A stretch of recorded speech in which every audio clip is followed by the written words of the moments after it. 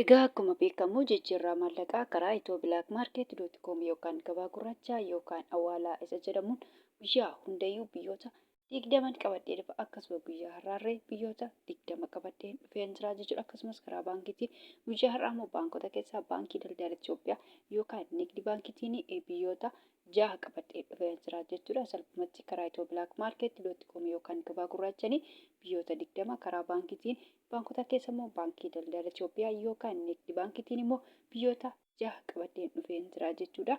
Hordoftoota kabajamtoota maamiloota koo nagaa waaqayyoo isin dhageenye nagaan waaqayyoo manaa fi kallattii jirtanitti isiniif haa ta'u. Warroonni mana kanaaf haaraa taatan nooraa manni kun mana keessanii chaanala kana subscribe share like gochuun gara maatii keenyatti dabalamaa isiniin jenna. Warroonni mana kanaaf immoo maatii taatan share like gochuun viidiyoo kana hanga dhumaatti caqasaa isiniin jedha. Viidiyoon koo gabaabaadha jechuudha. Keessattuu immoo warroota gara biyya keenyatti maallaqa isaanii ergataniif faayidaa guddaa qaba jedhee guyyaa guyyaadhaan qabadhee dhufa jechuudha. Akkuma beekamu karaa baankiitiin qaqqajareen qabadhee dhufa jechuudha. Guyyaa kalee viidiyoo kalee keessatti kan hojjete baankii Oromiyaatiin qabadhee dhufe jechuudha. Baankota keessa jechuudha. Ethio blackmarket garuu biyyootuma 20 jechuudha. Guyyaa har'aa immoo baankii qajaree tananii baankii daldala Itoophiyaa yookaan nigdi baankiitiin akkuma jedhe biyyoota 6 qabadhee dhufee jira jechuudha. Salphumatti egaa karaa ethio blackmarket.com yookaan gabaa gurraachanii guyyaa har'aa qannasee jira jechuudha. Birriin dabale biyyoota muraasa jechaadha. Dabalee kan jiru biyyoota muraasa malee biyyoonni kun harki caalu guyyaa har'aa qannasanii jiru jechuudha. Karaa ethio blackmarketiin biyyoonni kan qannasanii jiru jechuudha. Biyyoonni kun akka kalechaatti kan jira hin jiru.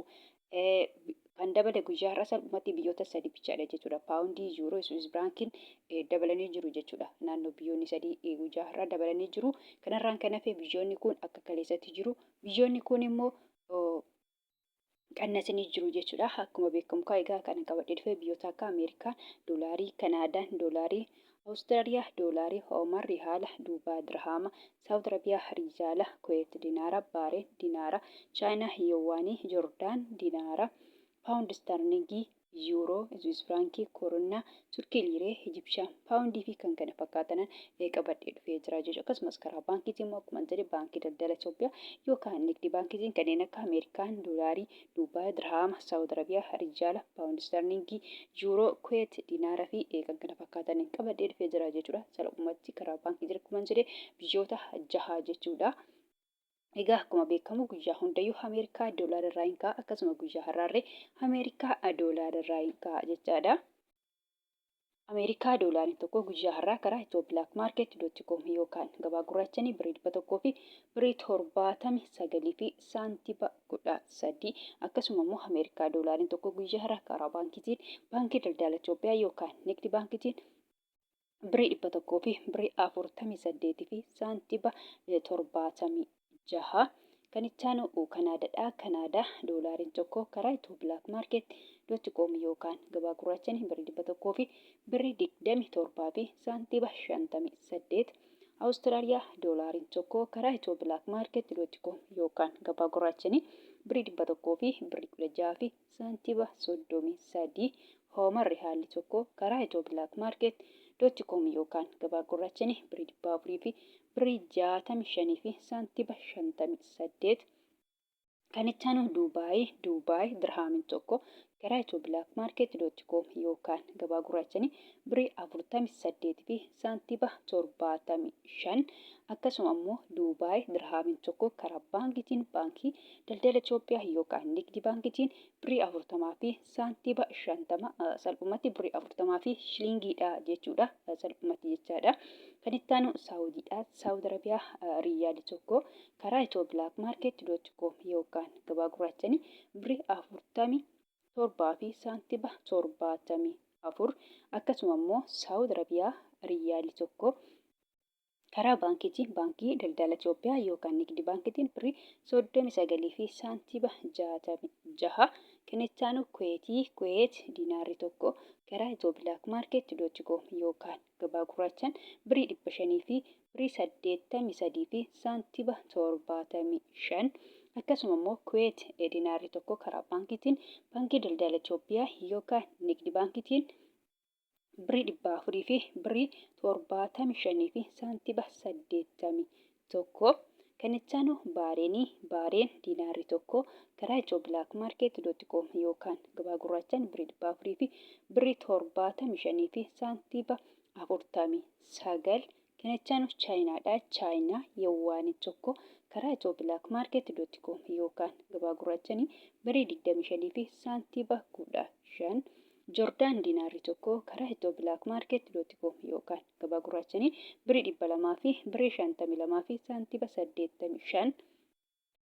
Kan itti aanu paawundiidha. Paawundi sterlingii tokko karaa ethio.market.com yookaan gabaa gurraachaan birrii 200 fi birrii 35 fi saantiba 81. Akkasuma immoo paawundi sterlingii tokko karaa baankiitiin baankii daldala Itoophiyaa yookaan nigdi baankiitiin birrii 100 fi birrii 92 fi saantiba 08. Yuuroon tokko karaa ethio.market.com yookaan gabaa gurraachaan birrii 200 fi birrii 7 fi saantiba 21. Akkasuma immoo yuuroon tokko karaa baankiitiin baankii daldala Itoophiyaa yookaan nigdi baankiitiin birrii 100 fi birrii 72 fi saantiba 05. Iswiis firaankiin tokko karaa ethio.market.com yookaan gabaa gurraachaan birrii 200 fi birrii 22 fi saantiba 48.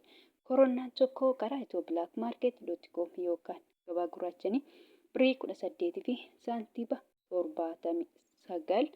Turkii liireen tokko karaa ethio.market.com yookaan gabaa gurraachaan birrii 4 fi saantiba 24. Ijipshaan paawundiin tokko karaa ethio.market.com yookaan gabaa gurraachaan birrii 3 fi saantiba 78. Kan itti aanu yemen rihaalli tokko karaa ethio.market.com yookaan gabaa gurraachaan 0 saantiba 75. Israa'el shekeliin tokko karaa ethio.market.com yookaan gabaa gurraachaan birrii 55 fi saantiba 04. Hindiyaa ruupeen tokko karaa ethio.market.com yookaan gabaa gurraachaan birrii 2 fi saantiba 01. Paakistaan ruupeen tokko karaa ethio.market.com yookaan gabaa gurraachaan 0 saantiba 63 sharafachaa oolan yookaan jijjiirrachaa oolanii jiru jechuudha. Salphumatti karaa ethio.market.com yookaan gabaa gurraachaan biyyoota 20 akkasuma karaa baankiitiin baankota keessa immoo baankii daldala Itoophiyaa yookaan nigdi baankiitiin biyyoonni 6 akkana fakkaatu jechuudha. Egaa kan biraamoo kana jechuu barbaadu jechuudha. Guyyaa hundayyuu nan dubbadha warroonni Joordaanii fi Beerut yookaan Libneen jirtanii jechuudha. Fakkeenyaaf birrii biyya Joordaanii diinaara jedhama jechuudha. Warroonni mana madaawii jirtan immoo diinaara biyya sanii osoo hin taane doolaarii fudhattu jechuudha. Beerut yookaan Libneen irree birriin biyya sanii paawundii jedhama jechuudha. Paawundiin Beerut yookaan Libneen baay'ee xiqqoodha. Waan baay'ee xiqqoo taateef isinillee birrii biyya sanii osoo hin taane doolaarii fudhattu jechuudha. Paawundiin baay'ee xiqqoodha. Akka birrii Paakistaaniiti akka birrii Yemenii jechuudha. Fakkeenyaaf guyyaa har'aa birrii Yemen 0 saantiba 75 jechuudha. Birrii tokkicha Itoophiyaa hin ta'u jechuudha. Birrii Itoophiyaatti gadi jechuudha. Gana saantiba 25 barbaada jechuudha. Birrii tokko Itoophiyaa guutuudhaaf jechuudha. Salphumatti birriin Beerut yookaan Libneen paawundiidha jedha. Paawundiin sun immoo baay'ee xiqqoodha jechuudha. Akkasuma birrii Yemenii jechuudha. Kan akka birrii Paakistaanii jechuudha. Birrii Paakistaan irree guyyaa har'aa 0 saantiba 63 jechuudha. Baay'ee xiqqoodha birriin Paakistaan illee birrii Itoophiyaatti gadi jechuudha. Salphumatti warroonni Beerutii fi Joordaan jirtanii jechuudha. Warroonni mana madaawii jirtanii birrii biyya sanii osoo hin taane doolaarii fudhattu jechuudha. Doolaariin immoo baay'eetu jira. Akkuma paawundiin baay'een jiru doolaariin immoo baay'eetu jira jechuudha. Paawundiin illee baay'eetu jira. Doolaariin illee baay'eetu jira jechuudha.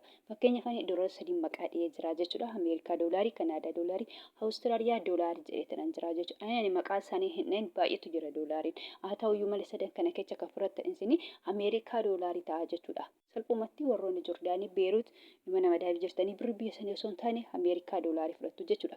Fakkeenyaaf karaa ethio.market.com yookaan gabaa gurraacha yoo ergattan jechaadha. Warroonni Joordaanii Beerut keessatti mana madaawii jirtanii jechaadha.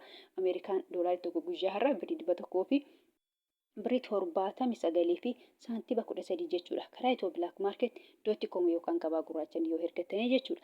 Karaa baankiitiin immoo yoo ergattan baankota keessa immoo akkuma jiru baankii daldala Itoophiyaa yookaan nigdi baankiitiin immoo yoo ergattan jechaadha. Warroonni Joordaanii Beerut keessatti mana madaawii jirtanii jechuudha. Guyyaa har'aa jechaadha. Ameerikaa doolaariin tokko karaa baankii daldala Itoophiyaatiin birrii 100 fi birrii 48 fi saantiba 76 jechuudha. Kanaan herreeggatu yookaan saabbattu malee salphumatti birrii biyya sanaa hin ta'u jechuudha. Akkuma jedhee warroonni Joordaanii jirtanii diinaara biyya sanii osoo hin taane beerut yookaan limneen immoo paawundii biyya sanii miti jechuudha. Paawundiin akkuma jedhee baay'ee xiqqoodha. Paawundiin baay'ee xiqqoodha jechuudha. Paawundoota keessaa baay'ee xiqqoodha.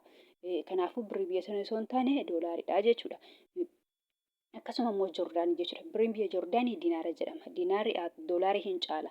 Yaa ta'uyyuu malee waliigaltee daldaltoota biyya keenyaa fi kan biyya saniiti jechuudha. Kan Joordaanii jechuudha. Maaratu waliigalanii diinaara osoo hin taane doolaariidha jechuudha. Diinaara san zarazaranii gara doolaariitti deebisanii doolaarii kennuu malee birrii biyya sana yookaan diinaara biyya sanaa miti jechuudha. Egaa gabaabumatti viidiyoon kun irraa kana fakkaata jechaadha. Viidiyoo birootiin immoo hanga walitti deebinutti nagaa ta'a.